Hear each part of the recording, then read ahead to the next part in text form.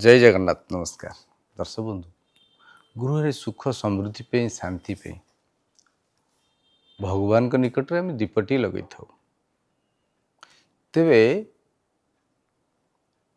7 दिन सप्ताहर दीपरे कौन पकईकरी जलैले सुख समृद्धि लाभ हम गृह शांति बजाय रहा तेरे सोमवार दिन बसुमती चाउल बा बासना चाउल घी दीपरे पकईकी जलैले समृद्धि आसी था से भाव में मंगलवार दिन लवंग पकईकि जदि जलाउछंती सुख समृद्धि लाभ हो। बुधवार दिन गुजरातीर पाउडर किंबा गुजराती जदि दीपरे पकईकि जलांती तेरे सर्व सुख लाभ हम। से भाव में गुरुवार दिन अखंडित अरुआ चाउल हलदी गोलैकि आपण दीप को जलैबे। से भाव में शुक्रवार दिन अखंडित अरुआ चाउल गोलाप जल मिसेकरी दीपरे पकईकि जलैबे। शनिवार दिन आपण कला राशि पकईकरी एवं धला राशि मध्यम पकईकि दीपरे जलैले सर्वसुख लाभ हो। से भाव में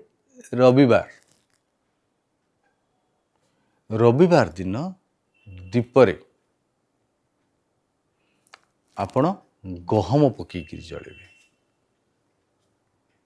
एवं आउ गोटे दीपरे मध्य जह पकईकि जलै पारे सामान्य जह।